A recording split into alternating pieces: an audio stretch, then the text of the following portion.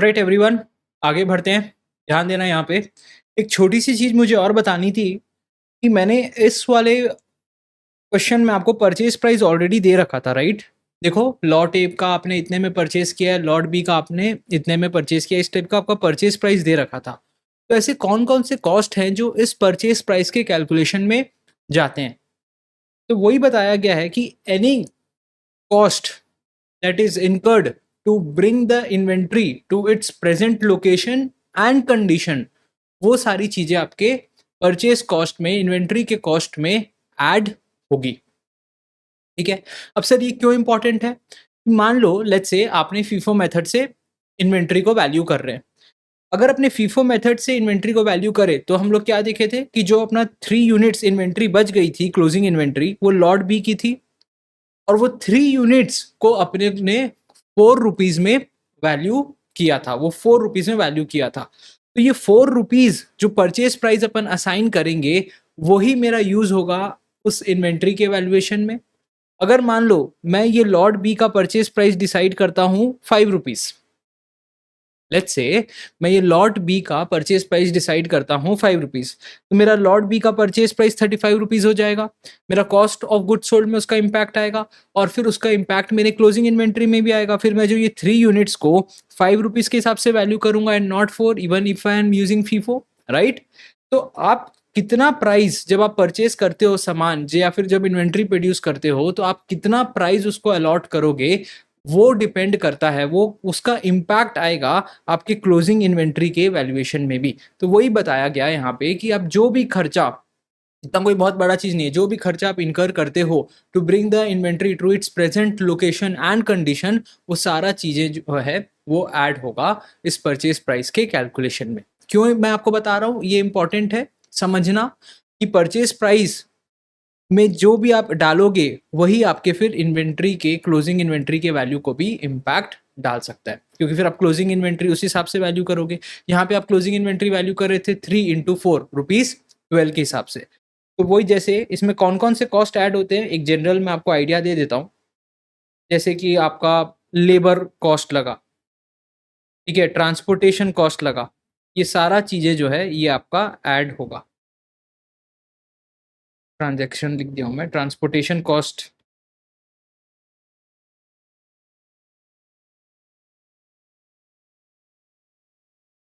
Labour cost, transportation cost, ये सारी चीज़ें जो होती है आपकी ये ऐड होती है। आपका कोई टैक्सेस पे किया आपने, डायरेक्ट टैक्सेस, ठीक है, इनडायरेक्ट टैक्सेस सॉरी, तो वो भी आपका यहाँ पे ऐड होता है। तो लेट्स से आपका इन्वेंट्री को परचेज करने का 3 रुपये कॉस्ट हुआ था और 1 रुपया उसका ट्रांसपोर्टेशन में लगा, तो टोटल आप बोलोगे कि मेरे को ये 7 यूनिट्स को खरीदने में पर यूनिट कॉस्ट ₹4 का पड़ा है। पर यूनिट कॉस्ट जो है वो मुझे ₹4 का पड़ा है, आप इस तरीके से इसको बोलोगे। तो जो भी कॉस्ट आप इनकर करते हो, जो खर्चा होता है आपके इन्वेंट्री को आपके गोदाम तक लाने के लिए to its present location and condition, जो भी खर्चा आप उसके ऊपर इनकर करते हो वो सारी चीज़ें ऐड होती है और वही आपका डिटरमाइन करेगा कि ये इन्वेंट्री आपको कितने रुपए की पड़ी है, ये इन्वेंट्री आपको कितने रुपए की पड़ी है।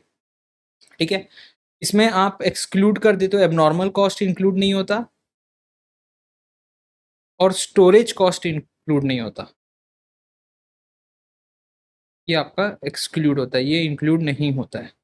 Abnormal cost and storage cost, abnormal expenses हो गया, वेस्टेज वगैरह, ये स्क्रैप, ये सब इंक्लूड नहीं होगा। स्टोरेज कॉस्ट इंक्लूड नहीं होगा क्योंकि वो तो खर्चा होता है after you have brought the inventory to its present location and condition, रखे हुए इन्वेंट्री, तो वो it is not the cost that is necessary to bring the inventory to its present location and condition, तो वो आपका नहीं add होगा आपके उस इन्वेंट्री के परचेज कॉस्ट में, उस इन्वेंट्री के। ठीक है, अगर आप ट्रांसपोर्टेशन नहीं करते तो कभी आपके पास इन्वेंट्री आती नहीं, तो आप उसका कॉस्ट इनकर करोगे। तो इसीलिए लेट्स से अगर आपको इन्वेंट्री खरीदना, आपका सप्लायर ने आपसे 3 रुपये चार्ज किया पर आपका 1 रुपये ट्रांसपोर्टेशन में लग गया, तो आप बोलोगे टोटल मेरे को 4 रुपीज़ पड़ती है ये सामान यहाँ तक लाने में, और आप उसका परचेज प्राइस को 7 यूनिट्स एट द रेट 4 लिखोगे, एट द रेट 4 लिखोगे 28, और इसी को फिर आप यूज़ करते in your closing inventory as well. अगर आप फीफो मेथड यूज़ कर रहे हो तो फिर आप यही प्राइस को यूज़ करोगे उसको वैल्यू करने के। जस्ट टू अंडरस्टैंड कि ये परचेज प्राइस में कौन कौन से कंपोनेंट आते हैं, उसके लिए अपन यहाँ पे ये चीज़ को पढ़े हैं। Nothing else.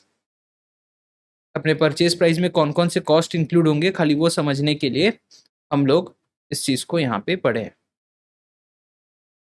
ठीक है। तो this was all about the basics. अभी अपन को चैप्टर का कोर चीज़ों को पढ़ना है, उसके ऊपर अपन चलते हैं। अब आपका स्टैंडर्ड्स क्या बोलता है कि आपने जोन सा भी मेथड यूज़ किया, फीफो यूज़ किया, लीफो यूज़ किया, वेटेड एवरेज यूज़ किया, उससे आपको अपने इन्वेंट्री का कॉस्ट पता चल गया, उससे आपको अपने इन्वेंट्री का कॉस्ट पता चल गया।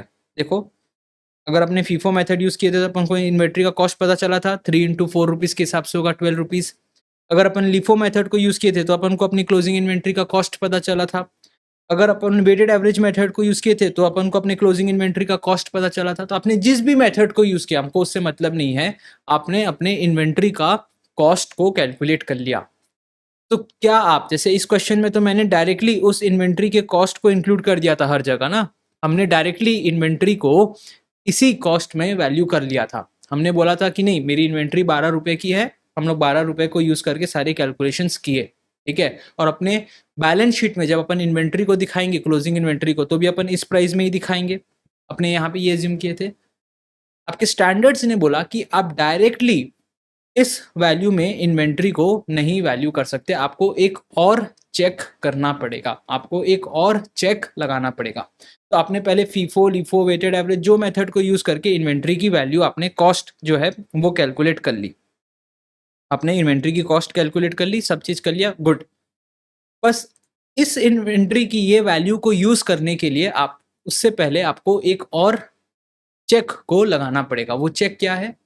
आप चेक करोगे कि आपका जो कॉस्ट आपने कैलकुलेट किया है using any of the method, FIFO, LIFO, weighted average जो भी, ठीक है, उस वैल्यू को यूज करने से पहले एक चीज ये भी चेक कर लेना कि जो भी कॉस्ट आपने कैलकुलेट किया है वो, और उस इन्वेंट्री का नेट रियलाइजेबल वैल्यू, वो इन्वेंट्री आज के दिन में कितने में बिक सकती है, उसको भी आप कैलकुलेट करना।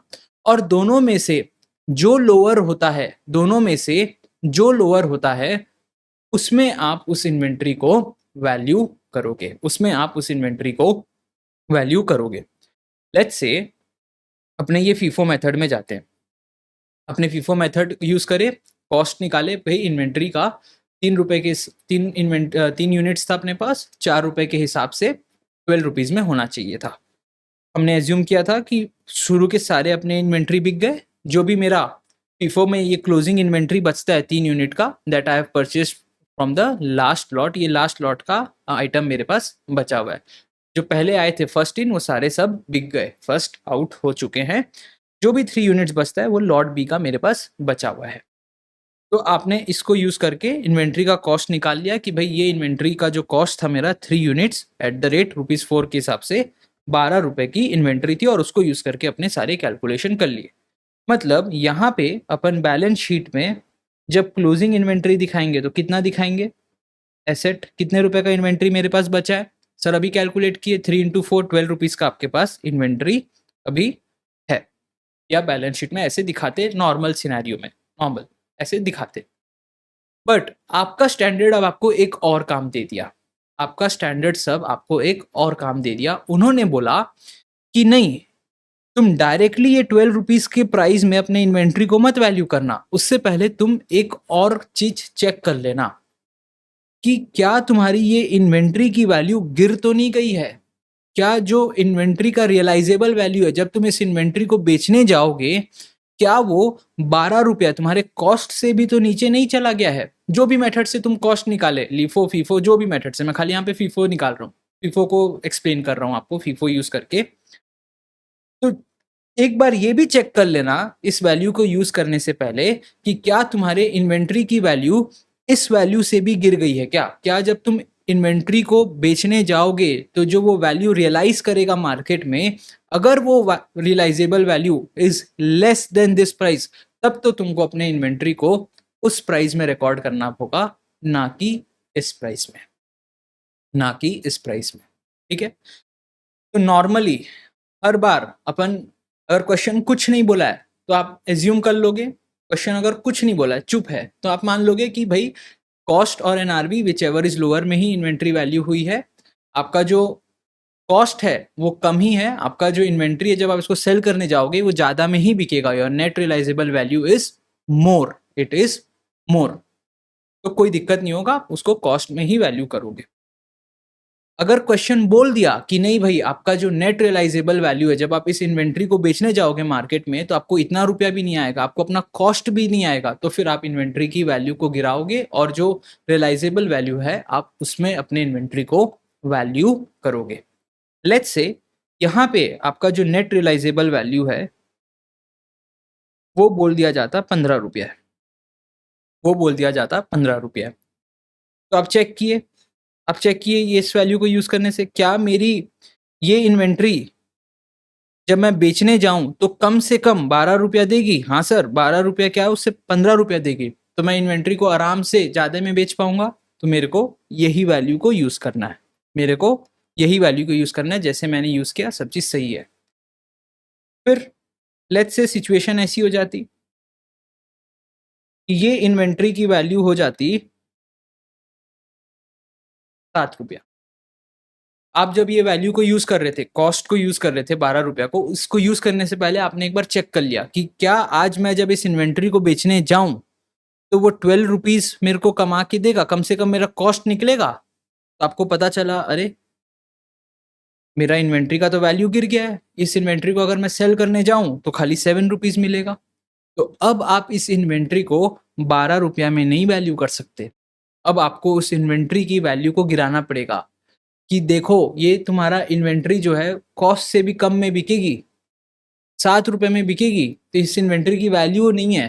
तो आपको अब इस इन्वेंट्री को गिराना पड़ेगा और आप इस इन्वेंट्री को 12 रुपया में नहीं 7 रुपीज़ में वैल्यू करोगे। जब आपकी एसेट की वैल्यू गिरेगी तो आपको क्या होगा, आप लॉस होगा, तो आप एक लॉस रिकॉग्नाइज करोगे अपने as an expense in the profit and loss account. आप अपने एज एन एक्सपेंस रिकॉर्ड करोगे इस जो आपकी वैल्यू गिरी है। जैसे डेप्रिसिएशन आपके एसेट की वैल्यू को गिराता है तो आप उसको डेप्रिसिएशन को कैसे रिकॉर्ड करते हो, एज एन एक्सपेंस रिकॉर्ड करते हो।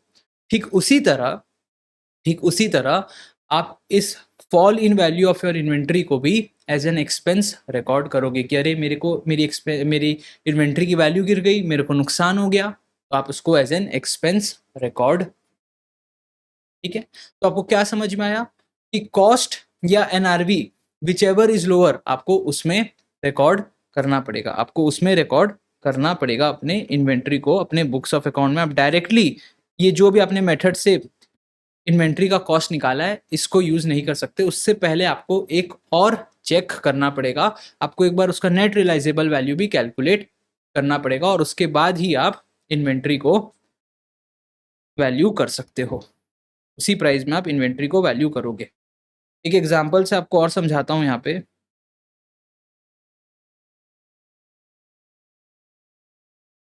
देखो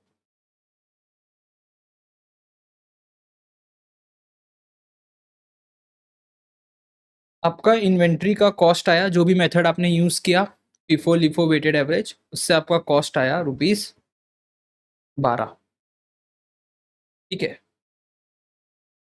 आपको पता चला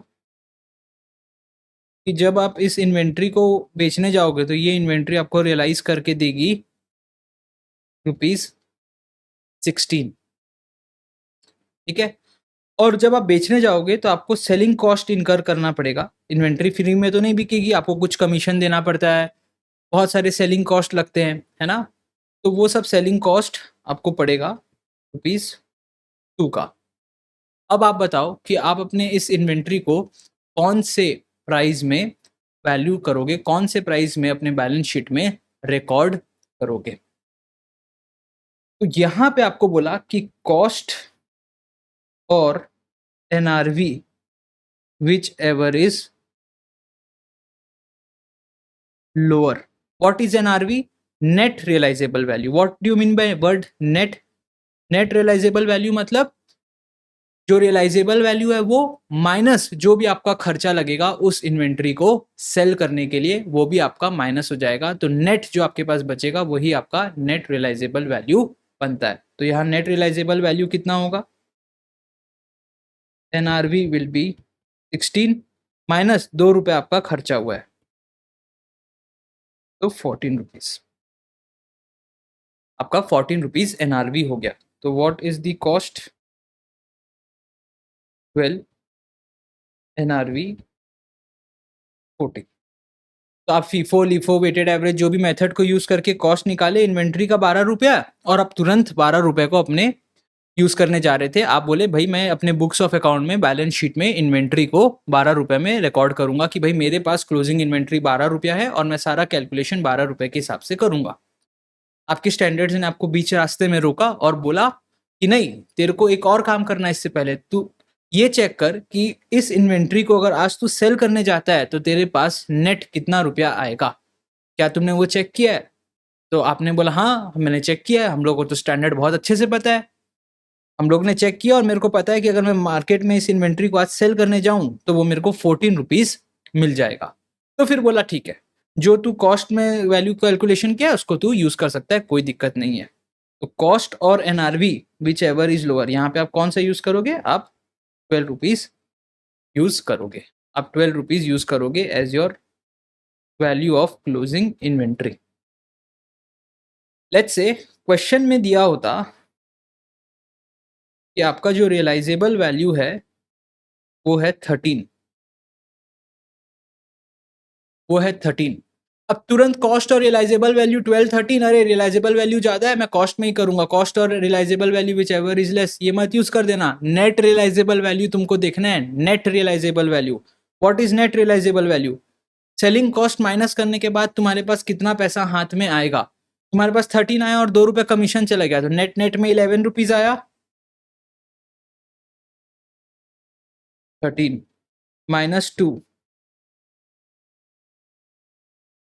रुपीज़ 11, एनआरवी आ गया 11। अब बताओ क्या वैल्यू यूज करोगे? कॉस्ट और NRV whichever is lower. अब आपका स्टैंडर्ड आपको बोला कि नहीं 12 रुपया में तुम कॉस्ट नहीं इन्वेंट्री को रिकॉर्ड कर सकते, तुम्हारी इन्वेंट्री की वैल्यू इतनी खराब हो गई है कि वो अपना कॉस्ट भी नहीं रिकवर कर पा रही है। जो तुमने कॉस्ट निकाला इतना बड़ा बड़ा मेथड को यूज करके वो उतनी वैल्यू भी नहीं निकाल पा रही है, इतना खराब हो गया तुम्हारा इन्वेंट्री का वैल्यू। तुम अपनी अब इन्वेंट्री की वैल्यू को गिराओ, तुमको लॉस हुआ है इसमें, तुमको एज एन एक्सपेंस इसको रिकॉर्ड करोगे, तुम उसको एज एन एक्सपेंस रिकॉर्ड करोगे। तो आप अपनी इन्वेंट्री को वैल्यू किस में करोगे? कॉस्ट और NRV whichever is lower, तो 11 रुपीज़ में रिकॉर्ड करोगे। तो closing inventory will be valued at ₹11। और जो आपको 1 रुपये का नुकसान हुआ है, जो आपको 1 रुपये का नुकसान हुआ है उसको आप क्या करोगे? उसको आप अपने प्रॉफिट एंड लॉस अकाउंट में, इस साइड एक्सपेंस रिकॉर्ड होता है, इस साइड इनकम रिकॉर्ड होता है, ठीक है। प्रॉफिट एंड लॉस अकाउंट में आप उसको एज एन एक्सपेंस रिकॉर्ड करोगे, loss on fall in value of inventory. ये मैं खाली आपको अंडरस्टैंडिंग पर्पस के लिए बता रहा हूँ। 1 रुपये का मेरे को लॉस हो गया, या तो आप अलग से ऐसे लॉस लिख दो, या तो आप अपने कॉस्ट ऑफ गुड सोल्ड को बढ़ा दो 1 रुपया से। बात इज बात बराबर है, it is the same thing. दोनों केस में आपका एक्सपेंस जो है वो 1-1 रुपये से बढ़ जाएगा। या तो आप अलग से उसको लिख लो, loss on fall in value of inventory अलग से ऐसे दिखाओ 1 रुपया, या तो आप अपने कॉस्ट ऑफ गुड सोल्ड को 1 रुपये से इंक्रीज कर दो, बात बराबर है। दोनों केस में आपका ये और होगा, दोनों में से एक ऑप्शन करना। दोनों केस में आपका एक्सपेंस जो है वो 1-1 रुपये से बढ़ जाएगा जितना का आपका लॉस हुआ। आपके पास 2 ऑप्शन है, ठीक है। समझ में आया यहाँ तक? एकदम clear, no doubt, no doubt, yes, okay. फिर आईएफआरएस आपको क्या बोला? ये तो यहाँ तक की कहानी तो दोनों स्टैंडर्ड ने बाद में बराबर करी। फिर क्या हुआ? आपने अपने इन्वेंट्री को 11 रुपीज़ में रिकॉर्ड किया था, इन्वेंट्री की वैल्यू आपने राइट डाउन करी थी ₹5, राइट डाउन मतलब इन्वेंट्री की वैल्यू को आपने गिरा दिया था और उसको एनआरवी में रिकॉर्ड किया था ₹11 में, ये अपन को समझ में आया।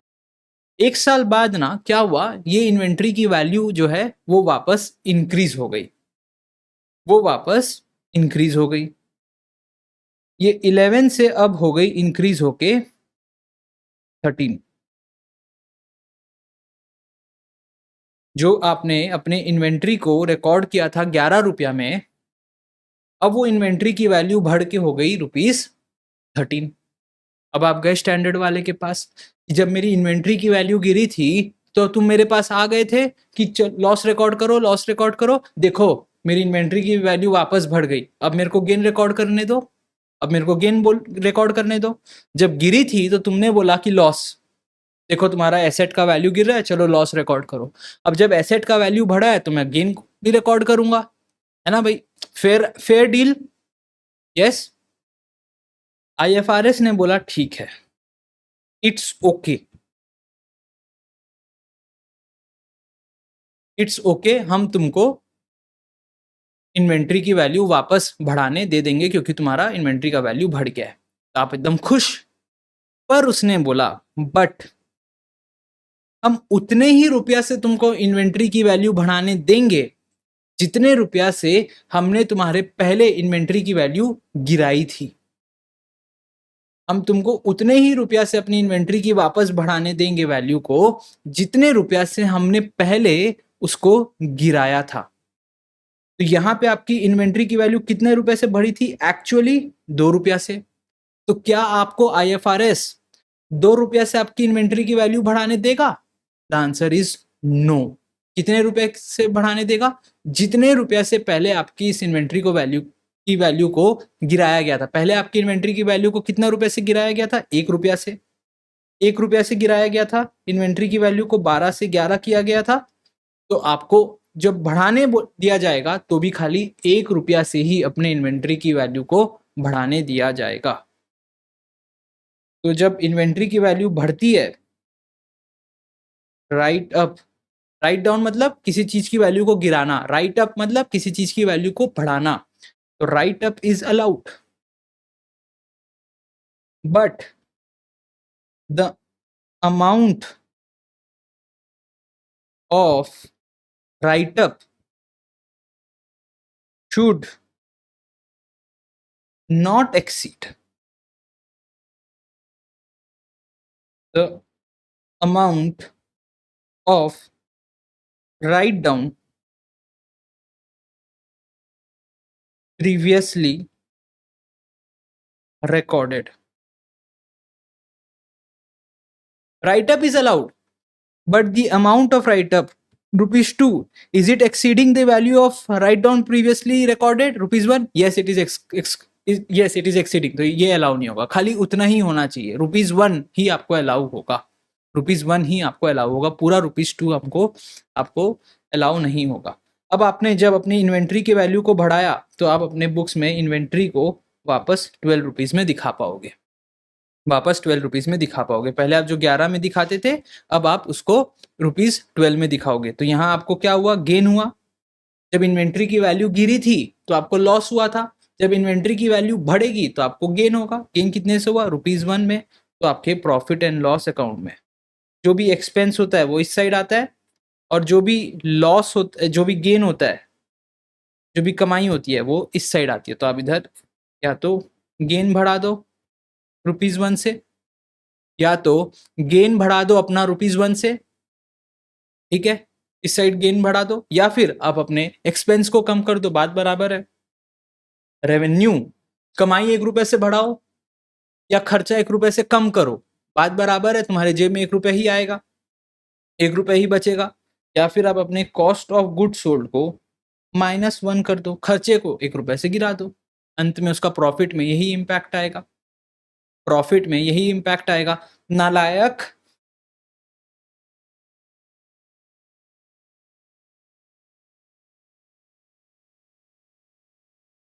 एकदम दिमाग तुम लोग का ना जीरो हो गया है। मान लो सेल्स था ₹10 का, एक्सपेंस था, एक बात खत्म करने नहीं देगा उससे पहले tip tip tip tip tip tip type. Expense था ₹8 का, ग्रॉस प्रॉफिट है ₹2 का, ठीक है। अब तुमको ये प्रॉफिट को बढ़ाना है, ₹3 करना है, तो 2 ऑप्शन है, या तो सेल्स को तुम 10 से 11 कर दो तो तुम्हारा प्रॉफिट 3 हो जाएगा, या फिर ये 8 को 7 कर दो, सेल्स को उतना ही रहने दो, तो भी 3 हो जाएगा। तो बात वही हुई ना, या तो सेल्स रेवेन्यू को बढ़ाओ या तो कॉक्स को कम करो। ठीक है? ये तो हमारे आईएफआरएस वाले भैया बोले। अब जो यूएस गैप वाले भैया लोग हैं, वो लोग तो लॉजिकल है ही नहीं। वो तो हमारा हिंदी में एक ठो प्रोवर्ब आता है, सॉरी जो स्टूडेंट्स को हिंदी उतना नहीं समझ में आता है, प्रोवर्ब है अपनी मुर्गी की 3 टांग। तो हमारे जो यूएस गैप वाले भैया लोग हैं, अमेरिका वाले, वो लोग यही हैं। वहाँ के प्रेसिडेंट लोग को भी देखना आप लोग, सब वैसा ही रहेगा। ट्रम्प, बाइडेन जितना भी आता है, सब अपना मुर्गी का 3 टांग। तो वो लोग बोले कि भाई यूएस गैप वाला बोला, अब यूएस गैप वाले भैया के पास गए कि देखिए सर, जब आप लॉस हुआ था तो मेरे को लॉस रिकॉग्नाइज करवा दिए थे, अब मेरी इन्वेंट्री की वैल्यू वापस बढ़ गई है तो मेरे को गेन रिकॉग्नाइज करने दोगे क्या? तो उन्होंने बोल दिया नॉट अलाउड, जाओ यहाँ से। उन्होंने बोल दिया नॉट अलाउड, गेन रिकॉग्नाइज करने नहीं देंगे, खाली आपको लॉस रिकॉग्नाइज करने मिलेगा। गेन रिकॉग्नाइज करने नहीं देंगे आपको, खाली लॉस रिकॉग्नाइज करने मिलेगा। गेन हुआ तो फिर बाद में सब्सिक्वेंटली आपकी वैल्यू रिकवर करी, वो हम आपको अलाउ नहीं करेंगे। तो जो भी चीज़ मैंने आपको पढ़ाई है यहाँ पे मैंने एक बार समराइज कर दिया। यूएस गैप में 1-2 बातें और हैं, वो आपको समझाना है। यूएस गैप का अपना डिस्कशन खत्म नहीं हुआ है, आईएफआरएस का हो गया है। ठीक है, देखो इन्वेंट्री को आपको वैल्यू करना है कॉस्ट और NRV whichever is lower. ठीक है, तो if NRV is lower than the cost तो एनआरवी में रिकॉर्ड होगा, if cost is lower than NRV तो कॉस्ट में रिकॉर्ड होगा। तो आपको सिंपल ये याद रखना है, कॉस्ट और net realisable value whichever is lower. एक एक एग्जाम्पल ले लो। कॉस्ट अगर 10 है और एनआरवी 8 है तो आप 8 में रिकॉर्ड करोगे। 8 इज लेस देन 10 तो आप 8 में रिकॉर्ड करोगे। ठीक है, फिर अगर मान लो कॉस्ट 8 है, एनआरवी 10 है, तो कॉस्ट में रिकॉर्ड करोगे 8 में, ये वाला आपका चला जाएगा option. Cost is less then NRV तो आप कॉस्ट में रिकॉर्ड करोगे 8 rupees. Making sense? Making sense? If return down, अगर आपकी वैल्यू में गिरावट आती है, इन्वेंट्री की वैल्यू में गिरावट आती है, if you are writing it down to your net realisable value, तो जो भी आपका लॉस होगा you will treat it as an expense. या तो उसको आप एक्सपेंस ट्रीट कर लो या फिर आप अपने कॉस्ट ऑफ गुड्स सोल्ड को बढ़ा दो, बात बराबर है। अगर मान लो आपका वैल्यू रिकवर हो जाता है बाद में, तो आपको फिर गेन रिकॉर्ड करने मिलेगा, बट ध्यान रखना जो आपका गेन का अमाउंट होगा it can not exceed your amount of loss that you have previously recorded. It can not exceed your amount of loss that you have previously recorded.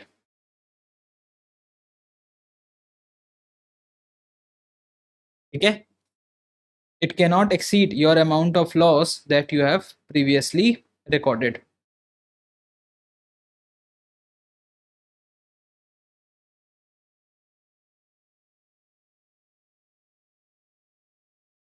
लिख लो इसको, write it.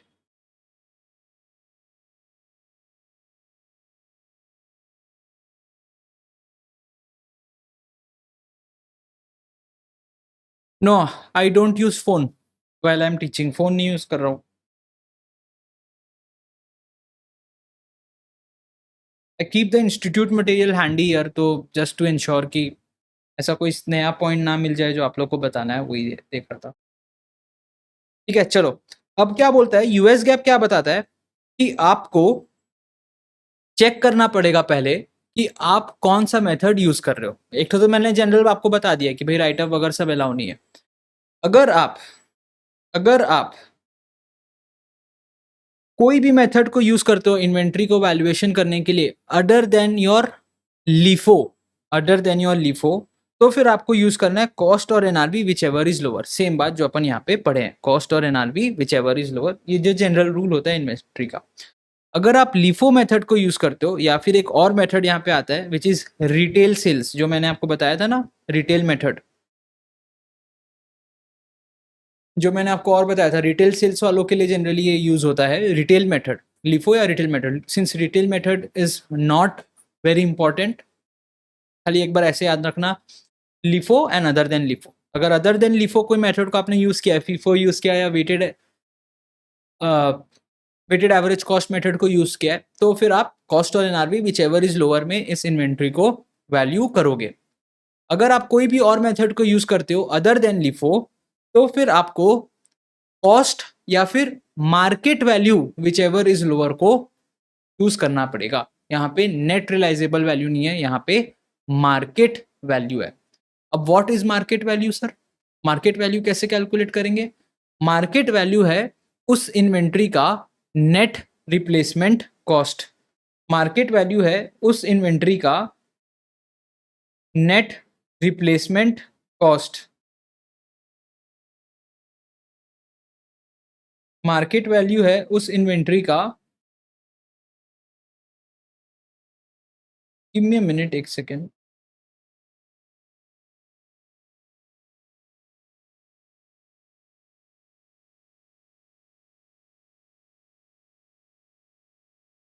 This is not net replacement cost, this is just replacement cost. वही मेरे को ध्यान आया कि replacement cost में ही होता है, नॉट नेट। ठीक है, यहाँ पे आपको नेट नहीं करना है, प्लीज फोकस। आपको नेट नहीं करना है, it has to be simply replacement cost. It has to be simply replacement cost. It is simply replacement cost, it is not net replacement cost. ठीक है, ओके। तो focus here again, sorry my bad. अगर आप LIFO method को use नहीं करते हो, आप फीफो मेथड से इन्वेंट्री को वैल्यू करते हो या फिर आप वेटेड एवरेज मेथड से वैल्यू करते हो इन्वेंट्री को, तो आप ये वाला तरीका यूज करोगे, कॉस्ट और NRV whichever is lower. ये अपना जनरल रूल भी है।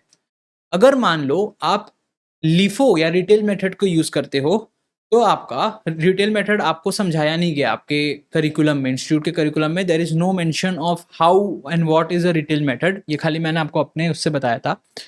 तो लिफो मेथड को अगर आप यूज करते हो तो आपको यूज करना है कॉस्ट और market value whichever is lower. तो अब आपका क्वेश्चन आएगा सर मार्केट वैल्यू क्या होता है? मार्केट वैल्यू होता है आपका रिप्लेसमेंट कॉस्ट। अगर उस इन्वेंट्री को आज के डेट में रिप्लेस किया जाए तो फिर आपको कितना रुपया खर्चा लगेगा, मतलब आज के दिन में उस इन्वेंट्री की मार्केट में क्या वैल्यू चल रही है वो आपका होता है। वो आपको क्वेश्चन में अलग से दिया रहेगा रिप्लेसमेंट कॉस्ट। बट एक बात ध्यान रखना, एक कंडीशन यहाँ पे लगा दी, जो ये रिप्लेसमेंट कॉस्ट है ना, वो आपका इस रेंज में होना चाहिए, इस रेंज में होना चाहिए। रेंज क्या होता है? एक अपर लिमिट होती है और एक लोअर लिमिट होती है। तो जो आपका मार्केट वैल्यू है, it has to be in this range, वो इस रेंज के बाहर नहीं जा सकता। तो what is the upper range? Your net realisable value. What is the lower range? It is net realizable value minus what is the normal profit margin in your company. What is the normal profit margin in your company? तो इस value से जो है आपका market value replacement cost exceed नहीं कर सकता। It has to be in this range, it has to be in this range. ठीक है, market value is equal to your replacement cost provided आपका जो है इस वैल्यू से वो एक्सीड नहीं कर सकता। तो लेट्स से आपने कैलकुलेट किया कि एनआरवी आया है 10। ठीक है, पहले आप रेंज कैलकुलेट कर लिया और NRV minus normal profit margin है 8। तो जो आपका मार्केट वैल्यू होगा, जो रिप्लेसमेंट कॉस्ट होगा, वो इस रेंज के अंदर होना चाहिए। मान लो आपका रिप्लेसमेंट कॉस्ट आ रहा है 14, वो इस रेंज के अंदर नहीं है, 14 तो बाहर है, इस रेंज के बाहर है, तो आप अपर वैल्यू ले लोगे। आप अपर वैल्यू ले लोगे, आप 10 मान लोगे अपना मार्केट वैल्यू को। मान लो आपका रिप्लेसमेंट कॉस्ट आ रहा है 7। मान लो आप अपना रिप्लेसमेंट कॉस्ट आ रहा है 7, तो 7 इस रेंज के नीचे है, तो लोअर रेंज आप उसको मान लोगे, आप उसकी वैल्यू मानोगे 8। आप इसकी वैल्यू मान लोगे, मार्केट वैल्यू या रिप्लेसमेंट कॉस्ट को आप मान लोगे 8। आप उसको 8 रेट करोगे और फिर आप उसको यूज करोगे कॉस्ट और market value whichever is lower, cost और market value whichever is lower. ठीक है, समझ में आया? समझ में आया? थोड़ा सा कॉम्प्लिकेटेड है, lot of things here, but वो आपको याद करना पड़ेगा, कैन नॉट हेल्प। और बहुत ज़्यादा कॉमन है। सिंपल क्या बोलता है आपको? कॉस्ट और NRV whichever is lower को मेथड फॉलो करना है। IFRS भी यही बोलता है, US GAAP भी यही बोलता है। सिंस यूएस गैप आपको अलाउ करता है क्या, लिफो मेथड में आप अपनी इन्वेंट्री को वैल्यू कर सकते हो। यूएस गैप आपको अलाउ करता है कि आप लिफो मेथड में भी अपने इन्वेंट्री को वैल्यू कर सकते हो। तो लिफो मेथड के लिए उसने एक स्पेशल वो बना दिया कि यहाँ पे आप एनआरवी से कंपेयर नहीं करते, यहाँ पे आप मार्केट वैल्यू से कंपेयर करते हो। अब मार्केट वैल्यू क्या है सर, मार्केट वैल्यू है रिप्लेसमेंट कॉस्ट। बट ये ध्यान रखना कि वो जो मार्केट वैल्यू है वो इस रेंज के अंदर होना चाहिए। अपर range is NRV, lower range is NRV minus normal profit margin. अगर वो इस रेंज के बाहर जाएगा तो जो भी उसके पास वाली लिमिट है आप उसको यूज करोगे और अपना रिप्लेसमेंट कॉस्ट निकाल लोगे। फिर उसको आप यूज कंपेयर करोगे कॉस्ट और market value whichever is lower से, और आपका उसको यूज करोगे इन्वेंट्री के वैल्यूएशन में। लॉस हुआ, अगर आपको लॉस हुआ तो सिमिलर जो मेथड अपन अभी देख के आए हैं यहाँ पे, सेम चीज लॉस हुआ तो आपको उसका अकाउंट फॉर ऐसे ही करना है, उसको आपको एज एन एक्सपेंस रिकॉर्ड करना है, उसको आपको एज एन एक्सपेंस रिकॉर्ड करना है। यूएस गैप में कोई भी मेथड को आप यूज करो, ये कहीं पे भी आप यूज करो, जो इन्वेंट्री को अगर आप एक बार उसकी वैल्यू को गिरा दिए और बाद में there is a subsequent recovery in the value of inventory, बाद में आपकी इन्वेंट्री की वैल्यू अगर बढ़ जाती है तो आपको राइट अप करना उसको अलाउ नहीं होगा। अगर आपने लॉस रिकॉग्नाइज किया है तो आपको उसको लॉस ही रहने देना पड़ेगा। बाद में अगर उस इन्वेंट्री की वैल्यू बढ़ जाती है तो आपको उसको एज अ गेन रिकॉर्ड करने आपको उसको एज अ गेन रिकॉर्ड करने नहीं दिया जाएगा। आपको उसको एज अ गेन रिकॉर्ड करने नहीं दिया जाएगा। ठीक है, इससे रिलेटेड आप ये अपने क्वेश्चन करेंगे तो आपको और अच्छे से समझ में आएगा, इसके ऊपर आपको और क्लैरिटी मिलेगा। इसको अगर आपको नोट करना है तो ये कर लेना।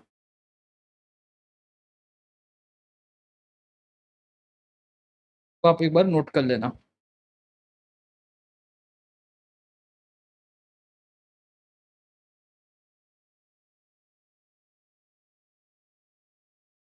एक क्वेश्चन पहले करवा देता हूँ।